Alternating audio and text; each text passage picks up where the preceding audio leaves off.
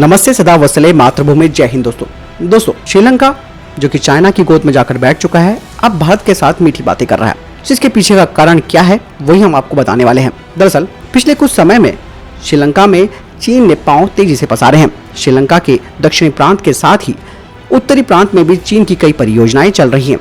श्रीलंका ने भारत के कई सुझावों की अनदेखी करी और श्रीलंका पिछले कुछ समय में चीन की कई परियोजनाओं को ग्रीन सिग्नल देता गया।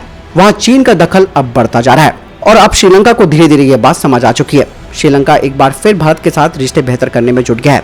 जल्द ही रक्षा सहयोग को मजबूत करने के उद्देश्य से श्रीलंकाई सशस्त्र बलों का एक दल भारत दौरे पर आ रहा है। भारत में श्रीलंका के नए उच्चायुक्त मिलिंडा मोरागोडा नए सिरे से भारत के साथ रिश्तों को और अधिक मजबूत करने में जुट गए हैं। भारत के साथ सुरक्षा संबंधों को और मजबूत करने की दिशा में श्रीलंका अब प्रयास करने लगा है। श्रीलंका के नए उच्चायुक्त ने 30 अगस्त को अपना पदभार ग्रहण किया था। श्रीलंकाई उच्चायुक्त का कार्यालय जनवरी 2020 से खाली पड़ा था। पिछले साल मोरागोडा का नाम आगे रखा गया था, लेकिन अब उन्हें आधिकारिक रूप से कार्यभार सौंप दिया गया है। भारत, जापान और श्रीलंका के साथ कोलंबो बंदरगाह पर पूर्वी कंटेनर टर्मिनल को संयुक्त रूप से विकसित करने के लिए त्रिपक्षीय समझौते से श्रीलंका वापस हट गया था। तब भारत को अंतर्राष्ट्रीय प्रतिबद्धताओं का पालन करने की आवश्यकता के बारे में सार्वजनिक रूप से श्रीलंका को याद दिलाने के लिए मजबूर होना पड़ा था। राजपक्षे परिवार की चीन से काफी निकटता है और हाल ही में अब दोनों देशों के बीच अविश्वास और बढ़ गया है। मोरागोडा अब भारत के सहयोगी और रणनीतिक साझेदारी के तहत आगे बढ़ने की दिशा में काम कर रहे हैं। हिंद महासागर समुद्री सुरक्षा में द्विपक्षीय सहयोग का विस्तार करके साझेदारी को रणनीतिक स्तर तक बढ़ाने का प्रयास है। ये श्रीलंका के रणनीतिक हितों की रक्षा करेगा।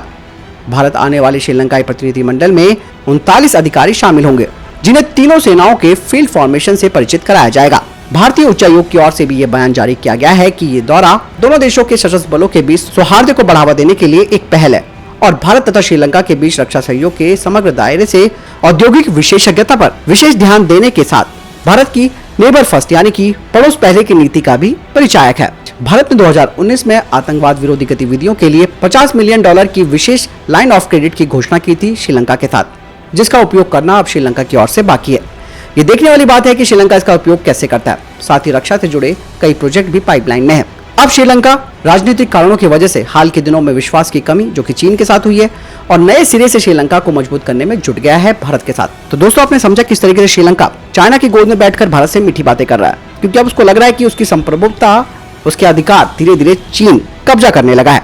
और ऐसे में ऐसा ना हो कि श्रीलंका पूरी तरीके से अपनी संप्रभुता को खो दे और सब कुछ गंवा बैठे।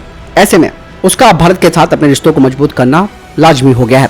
आपको क्या लगता है कमेंट सेक्शन में लिखकर जरूर बताएं। मिलता है नई वीडियो के साथ। नमस्कार, जय हिंद, वंदे मातरम।